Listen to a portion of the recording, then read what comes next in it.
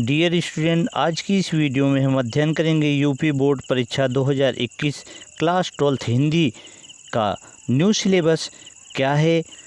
New syllabus में आपको क्या पढ़ना है, कौन कौन से टॉपिक, कौन कौन से चैप्टर आप पढ़ें और कौन कौन से चैप्टर आपके बोर्ड परीक्षा एग्ज़ाम से बाहर कर दिए गए हैं, उस पर आज हम चर्चा करेंगे। और संपूर्ण सिलेबस पर हम परिचर्चा करेंगे कि कौन कौन से चैप्टर आपके इस बोर्ड एग्ज़ाम के लिए निर्धारित किए गए हैं और कौन कौन से चैप्टर हटा दिए गए हैं। तो दोस्तों, मैं हूं शंकर सर और आरएसएस एजुकेशन ग्रुप में आज की इस वीडियो में हम चर्चा करेंगे यूपी बोर्ड में आपके सामान्य हिंदी के अंतर्गत कौन कौन से चैप्टर निर्धारित किए गए हैं और कौन कौन से चैप्टर आपके हटा दिए गए हैं। और साथ ही हम बात करेंगे बोर्ड परीक्षा में कौन सा प्रश्न किस क्रम में रखा जाएगा और क्या क्या सिलेबस के अंतर्गत आपको परीक्षा से संबंधित दिया जा सकता है। इससे संबंधित हम संपूर्ण परिचर्चा आज करेंगे। तो हमारी इस वीडियो में आप बने रहिए अंत तक हमारे साथ। तो दोस्तों, ये सामान्य हिंदी कक्षा 12 से संबंधित आपका जो उत्तर प्रदेश माध्यमिक शिक्षा परिषद ने कोर्स को लेकर अपनी लिस्ट जारी की है, तो आप इसे देख सकते हैं। कोर्स से संबंधित ये लिस्ट आपको दिखाई दे रही है। इसमें आप देख सकते हैं कि कोविड-19 महामारी के कारण शैक्षिक सत्र 2020-21 में समय से विद्यालयों में पठन पाठन का कार्य न हो पाने की स्थिति में सम्यक विचारोपरांत विषय विशेषज्ञों की समिति द्वारा निम्नवत 30% पाठ्यक्रम कम कर दिए जाने की अनुशंसा की गई है। तो दोस्तों, ये जो आपके पाठ्यक्रम में 30% चैप्टर कम कर दिए गए हैं, पाठ्यक्रम कम कर दिया गया है। तो आप देख सकते हैं गद्य हेतु निर्धारित जो पाठ्यक्रम चल रहा है, आपका दूसरा चैप्टर है कन्हैयालाल मिश्र प्रभाकर द्वारा रचित रॉबर्ट नर्सिंग होम में। ये गद्य रचना आपके इस वर्ष पाठ्यक्रम से हटा दी गई है। चैप्टर नंबर आपका 5 है। ये गद्य खंड की बात हो रही है। हरिशंकर परसाई द्वारा रचित चैप्टर है निंदा रस, इसको भी हटा दिया गया है। अब वही बात करते हैं काव्य के लिए निर्धारित जो पाठ्य वस्तु है जो आपके चैप्टर से हटा दिया गया है। चैप्टर नंबर 2 मैथिली शरण गुप्त का गीत हटाया गया है और मैथिली शरण गुप्त का कैकेयी का अंताप आपके पाठ्यक्रम में रखा गया है। चैप्टर नंबर 3 जयशंकर प्रसाद द्वारा है गीत, इसको हटा दिया गया है। बाकी जयशंकर प्रसाद की अन्य रचनाएं जो आपके पाठ्यक्रम में निर्धारित हैं वह रहेगी। चैप्टर नंबर 4 सुमित्रानंदन पंत द्वारा रचित परिवर्तन हटा दिया गया है। बाकी इसके बाद भी इनकी अन्य रचनाएं जो आपकी पाठ्यपुस्तक में हैं वो भी रहेंगी। और चैप्टर नंबर 6 रामधारी सिंह दिनकर पुरुरवा और उर्वशी, इसको हटा दिया गया है। बाकी और आपकी चैप्टर में निर्धारित रहेगा। अब बात करते हैं कथा साहित्य हेतु निर्धारित पाठ्यवस्तु की। तो देखिए, जो कथा साहित्य के लिए आपके लिए निर्धारित पाठ्यवस्तु है उसमें से केवल शिवानी द्वारा रचित लाठी जो कथा है उसको हटा दिया गया है। बाकी आपकी जो कथा साहित्य की रचनाएं हैं वो हैं। संस्कृत से भी कुछ चैप्टर को हटाया गया है, जिसमें पहला आपका पाठ है भोजस्य औदार्यम, इस पाठ को हटा दिया गया है। बाकी आपका सेम टू सेम चैप्टर सभी संस्कृत में है। संस्कृत व्याकरण के अंतर्गत संज्ञा, इसमें राजन जगत सरित, इससे संबंधित आपको प्रश्न नहीं पूछ सकता है, नहीं दिया जाएगा। सर्वनाम के अंतर्गत सर्व इदम यद, ये भी आपका नहीं रहेगा। और काव्य सौंदर्य के तत्व की अगर बात करते हैं तो इसके अंतर्गत भ्रांतिमान एवं संदेह अलंकार को भी हटा दिया गया है। तो ये आपके इस वर्ष के पाठ्यक्रम में नहीं रहेगा। इनके अतिरिक्त जो चैप्टर हैं उस पर हम परिचर्चा करते हैं, एक नज़र देखते हैं। तो आप देखिए, इस वर्ष सामान्य हिंदी विषय के लिए निम्नलिखित पाठ्यक्रम हैं जिनका आपको केवल अध्ययन करना है। जिसमें देखिए गद्य हेतु जो निर्धारित आपके पाठ्यक्रम है वासुदेव शरण अग्रवाल द्वारा राष्ट्र का स्वरूप है, डॉक्टर हजारी प्रसाद द्विवेदी द्वारा अशोक का फूल है, प्रोफेसर जी सुंदर रेड्डी द्वारा भाषा और आधुनिकता है, तथा डॉक्टर APJ अब्दुल कलाम द्वारा रचित तेजस्वी मन के संपादित अंश। ये केवल 4 ही चैप्टर आपको गद्य पाठ्यपुस्तक से दिए जाएंगे। और बात करते हैं काव्य खंड की। तो देखिए, खंड के अंतर्गत अयोध्या सिंह उपाध्याय हरिओम द्वारा रचित कविता है पवन दूतिका, यह आपकी पाठ्यपुस्तक में है। दूसरी मैथिली शरण गुप्त की कैकेयी का अंताप, मैंने आपको पहले भी बताया था कि मैथिली शरण गुप्त की रचना जो है गीत वो हटा दी गई है, किंतु कैकेयी का अंताप आपके पाठ्यक्रम में निर्धारित रूप से अभी भी है। और चैप्टर 3 में अगर आप देखेंगे तो जयशंकर प्रसाद द्वारा रचित श्रद्धा मनु आपका है गीत हटा दिया गया है। सुमित्रा नंदन पंत द्वारा नौका विहार और बापू की प्रत ये भी आपका रहेगा। महादेवी वर्मा द्वारा रचित कविता ये भी काव्य संग्रह आपका रहेगा। रामधारी सिंह दिनकर द्वारा रचित अभिनव मनुष्य ये भी काव्य संग्रह आपका रहेगा।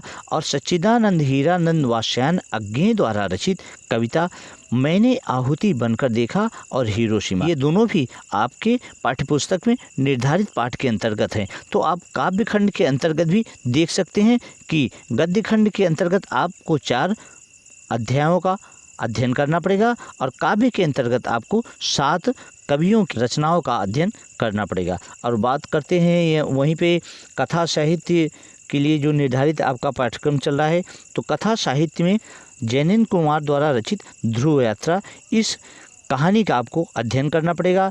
फणीश्वर नाथ रेणु द्वारा रचित बड़ी ही प्रसिद्ध कहानी पंचलाइट है, इसका भी आपको अध्ययन करना पड़ेगा। और अमरकांत द्वारा रचित बहादुर कहानी का भी आपको अध्ययन करना पड़ेगा। तो ये कथा साहित्य के अंतर्गत आ गया। अब बात करते हैं वहीं खंड काव्य के अंतर्गत। तो देखिए खंड काव्य में आपको दिखाई पड़ रहा होगा, बहुत सारे खंड काव्य आपको दिखाई पड़ रहे हैं, जैसे मुक्त यज्ञ, ठीक, सत्य की जीत, रश्मिरथी, आलोकवृत्त, त्यागपथी।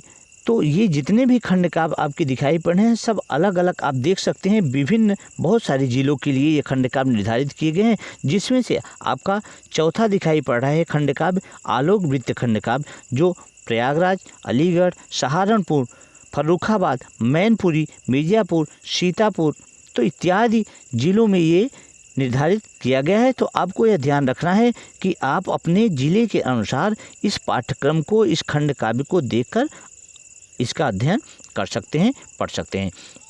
इसके अतिरिक्त देखिए नीचे भी आपको निर्देश दिया गया है कि इसके अतिरिक्त अन्य जिलों अर्थात जो नए जिलों का निर्माण हुआ है उन जिलों में जो खंड काव्य पहले चल रहा था वो यथा स्थिति में वही खंड काव्य पढ़ाए जाएंगे। अब वहीं आपके इस सिलेबस में अगर बात करते हैं खंड ख की, तो खंड ख आपका क्या है, संस्कृत है, तो ये निर्धारित पाठ्यवस्तु है। संस्कृत के लिए आप पहला भोजस्य औदार्यम पहला पाठ आपका हटा दिया गया है। दूसरा पाठ है आत्मज्ञ एवं सर्वज्ञ और तीसरा पाठ है संस्कृत भाषा या महत्वम, ये भी पाठ है। चौथा है जातक कथा, ये भी पाठ आपका है। पांचवा है सुभाषित रत्नार, यह भी है।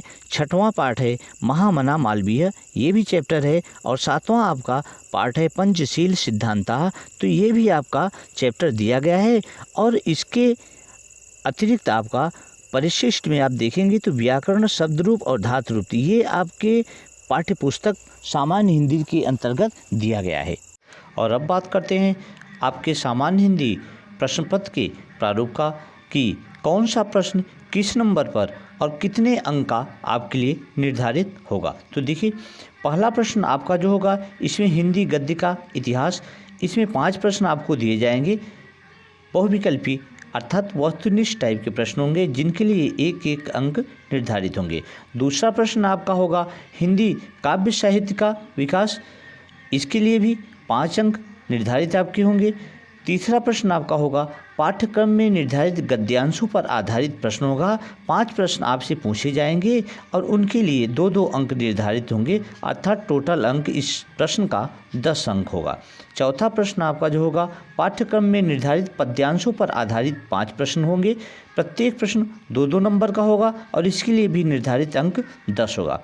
पांचवा आपका जो प्रश्न होगा 5वें की क में पाठ्यक्रम में निर्धारित लेखकों का साहित्यिक परिचय देना है जिसके लिए 5 अंक निर्धारित हैं। और ख में पाठ्यक्रम में निर्धारित कवियों का आपको साहित्यिक परिचय देना है, उनकी कृतियों रचनाओं का परिचय देना है जिसके लिए निर्धारित 5 अंक होंगे। और छठवां प्रश्न आपका होगा पाठ्यक्रम में निर्धारित कहानियों का सारांश एवं उद्देश्यों पर आधारित प्रश्न पत्र, जो आपकी कहानी है ध्रुव यात्रा, पंचलाइट, ठीक है, तो इन कहानियों का आपको सारांश लिखना पड़ेगा, इसके लिए 5 अंक निर्धारित किए गए हैं। और 7वें नंबर पे आपका प्रश्न होगा पाठ्यक्रम में निर्धारित जो आपकी खंड काव्य है जिसमें भिन्न भिन्न जिलों के लिए मैंने बताया है आपको कि अलग अलग जिलों के लिए अलग अलग खंड काव्य निर्धारित किए गए हैं उसके लिए आपका 5 अंक निर्धारित होगा। और बात करते हैं प्रश्न पत्र के अंतर्गत खंड ख की, तो खंड ख भी 50 अंकों का होगा, जिसमें 8वें का क होगा निर्धारित संस्कृत के गद्य से उसके संदर्भ का अनुवाद करना है हिंदी में, उसके लिए 7 अंक होगा। 8वें का ख पाठ्यक्रम में निर्धारित जो संस्कृत पद्य है अर्थात जो आपका श्लोक है उसका हिंदी में अनुवाद करेंगे, उसके लिए 7 अंक निर्धारित है। 9वां प्रश्न है आपका लोकोक्त एवं मुहावरों के अर्थ एवं वाक्य प्रयोग, इनके लिए भी आप 2 अंक निर्धारित किए गए हैं। 10वां प्रश्न आपका जो होगा क ख करके इसमें रहेगा, एक में संधि रहेगा। देखिए संधि के अंतर्गत आपको कौन कौन सी संधियों को पढ़ना है, दीर्घ संधि, गुण संधि, यण संधि, अयादि संधि में से किन्हीं 3 संधियों से संबंधित आपको प्रश्न पूछा जाएगा, जिसके लिए 3 अंक निर्धारित रहेंगे। और ख के अंतर्गत संस्कृत शब्दों में विभक्ति की पहचान करनी है, संज्ञा, आत्मन, नामन इत्यादि के अंतर्गत, तो उसके लिए 2 अंक निर्धारित हैं। और प्रश्न नंबर 11वें की अगर बात करते हैं तो 11वें का क शब्दों में सूक्ष्म अंतर, जैसे आपको दिया जाएगा प्रसाद प्रासाद तो अंतर निकालना पड़ेगा, तो ऐसे 2 शब्द होंगे उनके लिए 2 अंक निर्धारित होंगे। 11वें का ख अनेकार्थी शब्द होंगे जिनके लिए 2 अंक आपके लिए निर्धारित हैं। ग अनेक शब्दों के लिए 1 शब्दांश वाक्यांश होगा, इसके लिए भी 2 अंक निर्धारित किए गए हैं। घ वाक्यों में त्रुटि मार्जन, लिंग, वचन, कारक, काल, वर्तनी संबंधी जो त्रुटियां होती हैं उनसे संबंधित आपको प्रश्न पूछे जाएंगे, उसके लिए 2 अंक निर्धारित किए गए हैं। 12वें प्रश्न की अगर बात करते हैं तो 12वें के क में आपके कुछ निश्चित रस हैं जो पाठ्य पुस्तक में दिए जाएंगे, उनके अलावा आपसे अन्य रसों से संबंधित प्रश्न नहीं पूछा जाएगा। रस के अंतर्गत श्रृंगार रस, करुण रस, हास्य रस, वीर रस एवं शांत रस के लक्षण और उदाहरण पूछे जाएंगे, जिनके लिए 2 अंक निर्धारित हैं। और ख के अंतर्गत आपका अलंकार आएगा। अलंकार में शब्दा अलंकार के भेदों में अनुप्रास, यमक, श्लेष उनके लक्षण और उदाहरण पूछे जाएंगे, उनके लिए 2 अंक निर्धारित हैं। और अर्थालंकार के अंतर्गत उपमा, उत्प्रेक्षा, रूपक अलंकार के लक्षण और उदाहरण पूछे जाएंगे। और 12वें के ग के अंतर्गत छंद पूछा जाएगा, तो छंदों में आपसे मात्रिक छंद, दोहा, चौपाई, सोरठा, कुंडलिया के लक्षण और उदाहरण ही पूछे जाएंगे, जिनके लिए 2 अंक निर्धारित हैं। प्रश्न नंबर 13वें में आप देखेंगे तो यहाँ पत्र लेखन आपको दिया जाएगा। किसी भी एक प्रकार का बैंकिंग से संबंधित, आवेदन, नियुक्ति से संबंधित या प्रार्थना पत्र से संबंधित कोई एक पत्र लिखना पड़ेगा आपको, जिसके लिए 6 अंक निर्धारित किए गए हैं। और प्रश्न नंबर 14वें की अगर बात करते हैं तो निबंध आपका रहेगा, जिसके लिए 9 अंक निर्धारित किए गए हैं। तो इस प्रकार से आप देखेंगे कि टोटल आपके प्रश्न पत्र का 100 नंबर हो रहा है। तो खंड क और ख से कौन कौन से प्रश्न किस नंबर पे पूछे जाएंगे, इस पर आज हमने परिचर्चा की। आज की इस वीडियो में बस इतना ही। तो बच्चों, आशा है यह वीडियो आपको पसंद आई होगी। अगर वीडियो आपको अच्छी लगी हो तो सब्सक्राइब, लाइक और बेल आइकन की बटन को ओके करना ना भूलें और अधिक से अधिक अपने मित्रों को, दोस्तों को शेयर करना ना भूलें। तो आज के लिए बस इतना ही। Thank you so much.